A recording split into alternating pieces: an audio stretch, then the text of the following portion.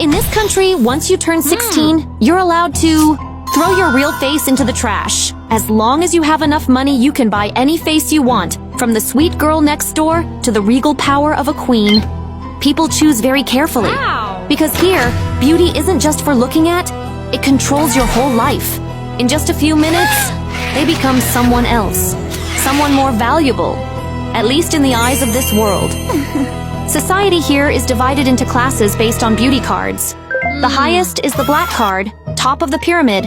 It lets you buy any service, command anyone, as long as you can pay the price. It's all just a highly profitable business, backed by the government. A money printing machine built on faces. And I'm Reen. I oppose this system. Today, I visit my mother. When she was alive, my mother loved white roses the most. Every year, I could still buy flowers with cash. But now, even buying flowers requires paying with a beauty card, and I never wanted one of those cards. Before I could figure out what to do, a hand reached out and paid for me. I thought she was being kind.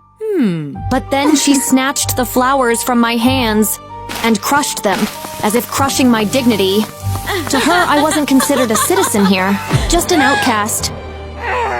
But not everyone treated me like that. The shop owner gave me a chrysanthemum. When that girl tried to snatch it, everything turned upside down. I couldn't believe my eyes. The scene in front of me was terrifying. The shop owner's face was changing. Even she couldn't escape. The news warned of a hacker who had breached the national face system, causing faces to deform. I ran, my heart pounding, torn between fear and a quiet gratitude for still living with my real face. I still went to visit my mother as planned. And there, I met someone I knew. If he was here at the cemetery, that meant... Oh. Glorith? Is that you, Glorith? Huh? Reen. That day, I was still living at the orphanage. And I saw Glorith struggling to bring her mother home in a supermarket cart. She was a real face user, an outcast like me. Maybe that's why Glorith couldn't even rent a proper vehicle for her mother. And I came to help push the cart. That's how we met. You're one of the rare ones who doesn't use a beauty mask. I helped her, and she was surprised to see another girl keeping her real face like she did. Because my mother passed away early. People say I look just like her, so I want to keep my face. My mom is sick, but without a beauty card, she can't get treatment. I hate this system. So do I.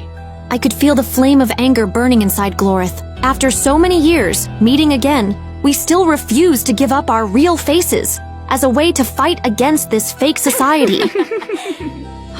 And maybe that hacker on the news also carried such a flame of hatred. Glorith, don't you think the hacker's actions were too cruel? I think they deserved that punishment. But what about the flower shop owner? She was kind to me. Did she deserve such a fate? I think this way is too extreme. The hacker could have just disabled the fake faces. No need to destroy them. Reen, you're a victim of this system too. Why defend people like that? Not everyone who buys a pretty face is bad, Glorith. Some people just want to live an easier life. They're all the same. You're still a coward. Glorith kept that same hatred, but now it burned fiercer, swallowing her reason. And then I realized someone was following me. Who would want to catch an outcast like me? But it happened. When I opened my eyes, I was in an unfamiliar place, and I had no idea what had just happened. They interrogated me about Glorith and said she was the hacker, and I was her accomplice. No, she's not that cruel hacker, but the government had proof. Surveillance footage showed someone sitting on a street corner typing rapidly, and those clothes? Impossible. The person looked up, and the video froze at that exact moment. That face!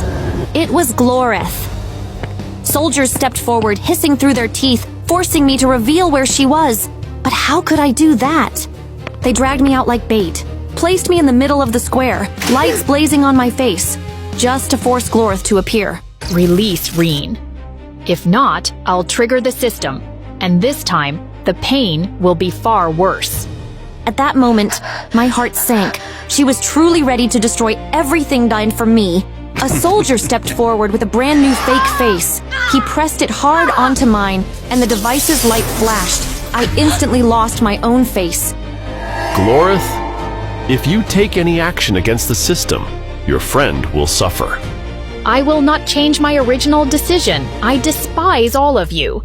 I knew. She was fighting inside her mind. I just hoped she remembered what I told her. You don't have to forgive this horrible system, but you also don't have to become like them. Think about what I said. It seemed Glorith regained her clarity. Her fingers typed rapidly on the keyboard. With just one button, the decision was made. I was ready to accept whatever choice she made. Yes, the Glorith I once knew was gone. Even the two soldiers knew this was the end of the system. Glorith took a deep breath and pressed the button. All the fake faces in the square dissolved, revealing everyone's true faces, even mine. She had disabled the system and returned real faces to everyone. Glorith, you're really... I wanted to praise her, but she was already gone. The roar of an engine came from an alley. Glorith burst out on a motorcycle. When the light flashed past my eyes, I knew it was time. The bike swept by, and before anyone could react, I was already on the back seat. We had finally found freedom in this chained system. Do you think they'll chase us? Maybe, but for now, they have bigger problems to deal with. She was right. Having to live with their real faces, morals, and true selves without relying on the privileges of a beauty card would send many into panic. But I think this chaotic society will be fine, because I believe there will always be people who fight like us. I am Lila, a new transfer student to this prestigious school. Frizzy hair, thick glasses, mismatched striped socks, one higher than the other. I knew I looked like I had just stepped out of the how to be socially awkward meme. Everyone started thinking I was weird, which was exactly what I wanted. I think chocolate milk is milked from a brown cow. What an idiot! A strange transfer student, the perfect cover for my real mission. Yes, behind these glasses, I'm a detective. And I didn't come here to fit in. Someone mysterious had hired me to investigate the disappearance of two students, Maria and Jessica. Maria, a brilliant student in scientific research. Jessica, an average student who was often make fun of. They disappeared on the same day, and the only thing that connected them was a scientific machine Maria had been working on. The noisy chatter when a certain student entered the room pulled me out of my thoughts. Despite his bright, handsome looks, everyone's reaction was strangely tense. They said his name was Lucian, a science research student and Maria's partner. I think Maria did most of the work inventing the machine, not him. Ever since Maria disappeared, Lucian hasn't been able to do anything with it. Lucian sat there, looking miserable, and my instincts whispered, he needs special observation. That night, I snuck into the library to dig deeper into the science project. Lightly jumping down from the window ledge, I got to work. Between the bookshelves, I found a section reserved for student researchers. And voila, I found a scientific research essay notebook. And coincidentally, it belonged to Maria. My finger stopped at something interesting, the word potential energy. A spelling mistake. A spark went off in my memory. I had seen this mistake somewhere before. I pulled out my phone, went to the school's website, and found Lucian's paper. Guess what? Same topic, same exact spelling mistake. Was this just coincidence? Or had Lucian copied Maria's work? Snapping the notebook shut, I was ready to put Lucian on my suspect list. Maybe he had used Maria to become the sole inventor of the machine. Suddenly, footsteps. I turned off my flashlight and ducked out of sight. Lucian walked past, holding an apple? Of course, I had to quietly follow. He entered the lab late at night. What for? I peeked through the door gap and saw Lucian approach the machine. Clearly, I heard him whisper, Maria, Jessica, the two missing names. Could the culprit be standing right in front of me? Lucian began measuring the apple. I sat in the shadows, trying to figure out if this was science or a midnight snack. Then he typed rapidly on the machine's control panel. Fast, precise. Clearly, Lucian understood the machine better than the rumors said. I held my breath, watching. The portal lit up and swallowed the apple like magic. I gaped. Could this machine really make something disappear in the blink of an eye? Lucian kept programming, eyes fixed on the portal, waiting for something to return. But silence. Nothing came back. Damn it didn't return. I quickly retreated into the dark. His anger made me think. But my mission was still to keep watching him. The door closed, leaving the room empty. And then, the portal flashed again, spitting the apple back out exactly where it had been. But a shadow stepped forward, blocking it. The person's finger hit the delete key. Lucian's entire code was erased. Was this person a friend or foe? If that machine could really pull things in, all I needed now was hard evidence. Miss Lila, I've been watching you, Miss Lila. Watching me? Yes, and that idea could break the whole case open. Where is she? Every classroom here had cameras, and if I was lucky, the lab too. But life is never that easy. The footage from the day Maria and Jessica vanished had been wiped. But if it was from last night, the culprit might not have erased it yet. Sure enough, the recording of Lucian's experiment was still there. Everything matched what I had seen. But what came after? That was the real gem. It's time to crack this case. Lucian, in everyone's eyes, was the prime suspect, and they had their reasons. He must have dealt with Maria and hid her in the well behind the school. She's not there. How would you know, you stupid girl? Oh, right. Let me reintroduce myself. I'm Lila, a detective hired to investigate the disappearance of Maria and Jessica. Immediately, Lucian's face paled, and I'm about to find them. Who's coming with me? Of course, we headed to the crime scene. You said you'd find Maria and Jessica here, so where are they? Here. The machine started it all, and the one directly involved in their disappearance is Lucian. Is what she says true, Lucian? Lucian's silence was almost an admission. Yes, I'm guilty toward the two of them, but I didn't mean to. We returned to that night, according to Lucian's confession. When he entered the lab, the machine was already running at full power. A flash lit the room, and then silence. The room in ruins. The only thing Lucian found was Jessica's shoe by the portal. He thought maybe he'd forgotten to turn it off or had made a programming mistake. I've been trying to bring them back, but failed every time. You didn't fail, Lucian. What? I'm going to retype the reverse process code you developed. It's useless. Initiating reverse process. It's working. The portal began to spin and glow brighter. From within that light, Jessica returned. Where am I? Huh? Jessica, where's Maria? I never said Maria was sucked into the machine, did I? The witness was here. Time to show the final piece of evidence. The camera footage revealed the person who deleted Lucian's code. None other than a familiar name, Maria. She wasn't pulled in? No, Maria had been here all along, hiding behind a secret wall panel. Maria, like a rat dragged from the shadows. How did you know? How did I know you were the one who hired me to pin the blame on Lucian? Frame me? Yes, because Jessica's disappearance was tied to you. So Maria hid here, waiting for the moment Lucian got close to success to sabotage him. Because if Jessica came back, she'd immediately expose you, right? Even this notebook, you planted it to make me suspect Lucian. The ink was fresh because you just wrote in it to fake evidence. We promised to only test on objects. You're too cowardly to even test on animals. Science requires sacrifice, Lucian. What you did isn't science. It's a crime. Time to pay for your crimes, Maria. The police took Maria away, and the case was closed. You're really cool, Lila. But with Maria arrested, who's gonna pay you? Put it on your tab.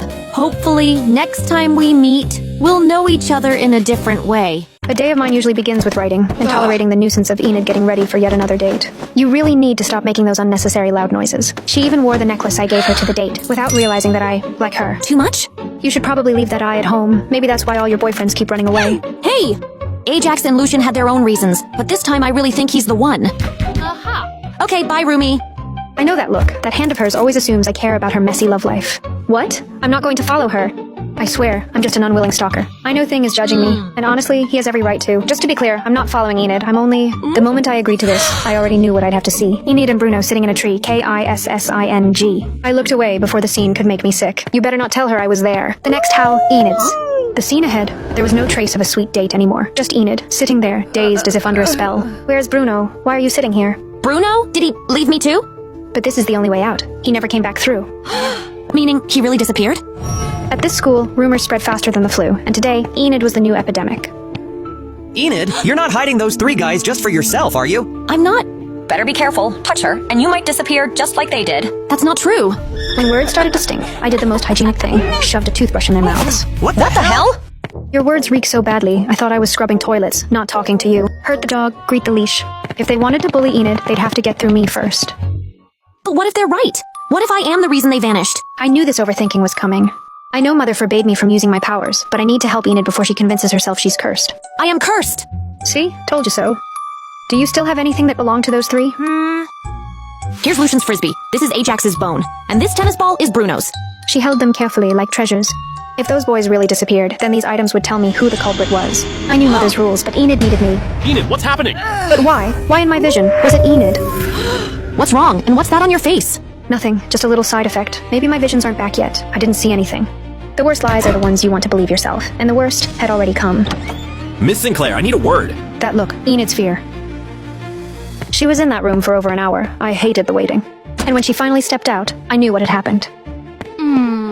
Enid will take a temporary leave of absence for the safety of the outcast community. You don't even have evidence. Well, if everyone stays safe while she's gone, I'd call that proof.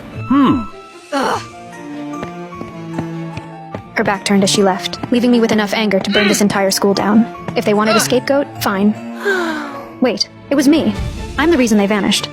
As long as Enid is safe. I'm sorry, but you don't have a motive, Miss Adams. That's right, Wed. You don't have to take the blame for me. I do have a motive. I like her. Her dating made me jealous. You like me? Everyone knows my hobby is torture. That's motive enough. Huh. Miss Adams, you'll have to come with me to the police station. Take care of him. Enid gave me back the necklace I once gifted her. I'll save you, I promise. Wed may be ruthless, but sneaking around like that isn't her style. I have to prove she's innocent.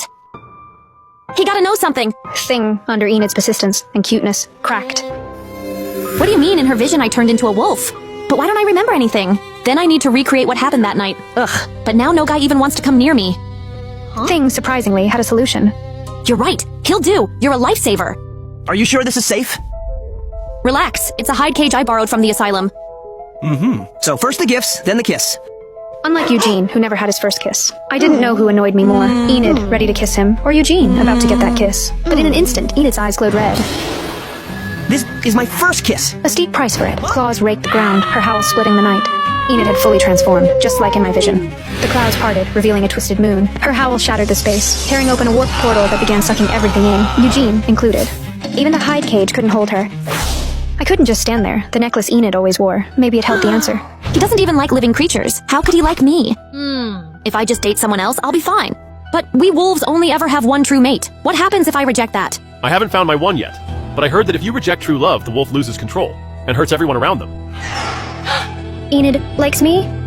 But then, Thing was there. Huh? What did you say? What's wrong with her? Enid, completely out of control now. But bad dog! But unlike before, Enid didn't return to human form. I had to stop her before she did something she'd regret. Enid, stop, sit. The moment she heard my voice, she obeyed like a loyal pup and sat down. She really is an idiot. We need to call the Wildlife Control Association. She's not some wild animal. She's my girlfriend. Good girl. I still wasn't used to the dog drool, but it worked. She shifted back to human. Oh, sorry, not a hugging person. You saw me lose control. Now I'll never have a chance with you. I don't want to lose our friendship. Shut up. They say the fastest way to shut a girl up is either knocking her out or kissing her. Like a fairy tale, the curse shattered. The portal burst open and spat out all 4 of Enid's almost boyfriends. Yeah, sure, why not? Want to join the beekeeping club? Yeah, sure, why not? I guess I can finally say it. Howdy, girlfriend.